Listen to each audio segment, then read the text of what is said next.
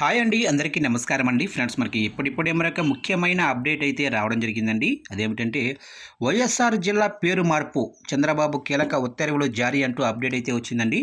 అయితే ఇందుకు సంబంధించిన పూర్తి వివరాలు అయితే మన వీడియోలో తెలుసుకుందామండి. వీడియో మాత్రం ఎక్కడా స్కిప్ చేయకుండా చూడండి ఫ్రెండ్స్, అప్పుడే మనకి పూర్తి సమాచారం అయితే తెలుస్తుంది. ఇక లేట్ చేయకుండా వివరాల్లోకి వెళ్ళిపోదాము.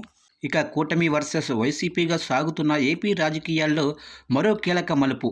గత కొన్నేళ్లుగా ప్రభుత్వాలు మారినప్పుడల్లా సంస్థలు, జిల్లాల పేర్లను అధికార పార్టీలు మార్చేస్తున్నాయి. ఇక ఇదే క్రమంలో కీలకమైన వైఎస్ఆర్ జిల్లా పేరును మారుస్తూ ఇవాళ కూటమి ప్రభుత్వం జీవో జారీ చేసింది. ఇక ఇప్పటికే చంద్రబాబు కేబినెట్ జిల్లా పేరు మార్పుపై నిర్ణయం కూడా తీసుకొని దీన్ని అమల్లోకి తెస్తూ ఉత్తర్వులు జారీ చేశారు.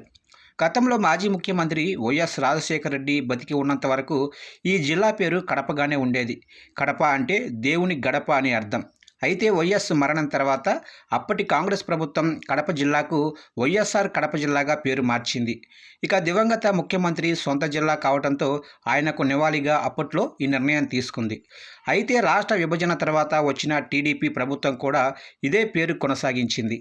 కానీ వైసీపీ అధికారంలోకి రాగానే కడప జిల్లా పేరులో ఉన్న వైఎస్ఆర్ను మాత్రమే ఉంచి కడపను తీసేసింది.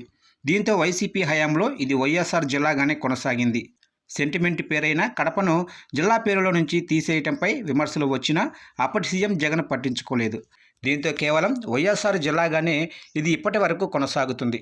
అయితే కూటమి ప్రభుత్వం తాజాగా కేబినెట్ భేటీలో వైఎస్ఆర్ జిల్లా పేరులో తిరిగి కడపను చేర్చాలని నిర్ణయం తీసుకుంది. ఈ మేరకు ఇవాళ వైఎస్ఆర్ కడప జిల్లాగా పేరు మారుస్తూ ప్రభుత్వం ఉత్తర్వులు జారీ చేసింది. వాస్తవానికి వైఎస్ పేరుకు కడపను చేర్చడంలో ఎవరికి ఎలాంటి అభ్యంతరాలు లేవు.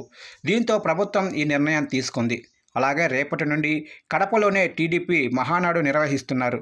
ఈ నేపథ్యంలో కూటమి సర్కారు జిల్లా పేరును పాత పేరుకు మార్చడం ప్రాధాన్యత సంతరించుకుంది.